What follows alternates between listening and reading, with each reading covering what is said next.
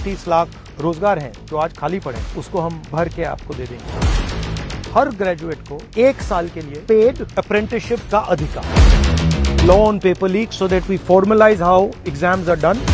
A concept where we are taking 5,000 crores so that youngsters like you can get that money to start your own business. कुछ पूछना चाहते हैं मुझसे, क्या discuss करना चाहते हैं? सर, मैंने BSc BEd किया है। मेरे जैसे कई सारे स्टूडेंट हैं जिन्होंने टेट तक पास की है।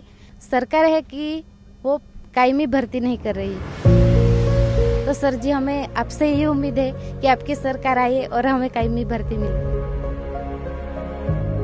ये जो आजकल का हिंदुस्तान का इकोनॉमिक सिस्टम है, आप यंग लोग हो, आपको समझ आ रहा है क्या हो रहा है इसमें? सर, जैसे ये अपने टी शर्ट या कुछ भी आता है, फोन होता है, वो मेड इन चाइना या बाहर से आता है। Very good. तो प्रोडक्शन कहाँ हो रही है?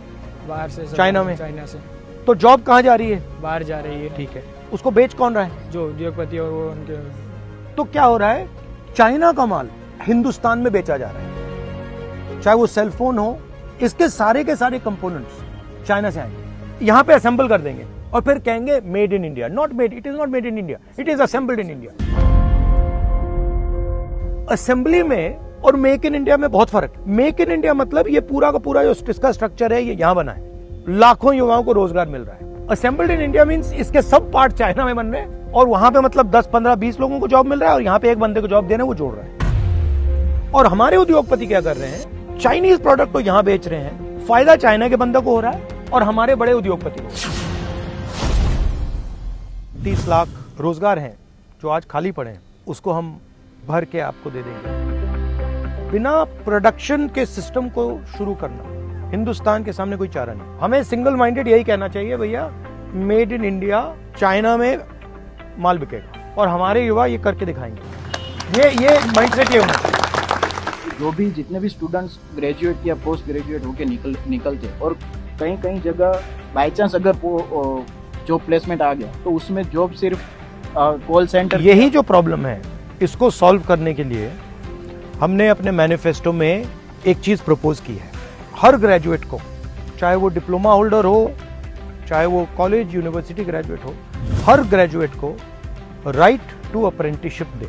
हर एक ग्रेजुएट आपसे कहेगा कि भैया मैं अप्रेंटिसशिप कर रहा हूँ, 1 साल की है, उसमें मुझे मेरी बेसिक ट्रेनिंग हो जाएगी और 1 लाख रुपए मेरे पॉकेट में 1 साल का मिलेगा। तो ये हम करने जा रहे हैं।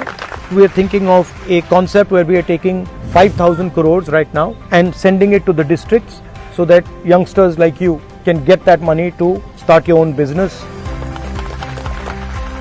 We are going to make a law on paper leak so that we formalize how exams are done. We don't allow this business of outsourcing exams and then we punish people who leak papers or try to take advantage of the system.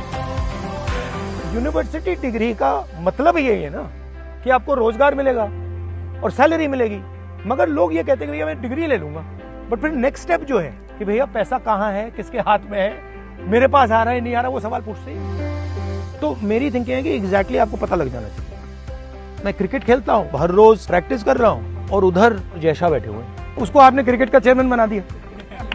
अब अगर आप realistically देखोगे तो हो क्या रहा है, जो पैसा क्रिकेट वालों को जाना चाहिए वो पैसा जैसा को जा रहा है और हर फील्ड में हो रहा है। If you want to understand the crux of how I think about it, I think India and its government should support the people who have skill and that skill should be respected.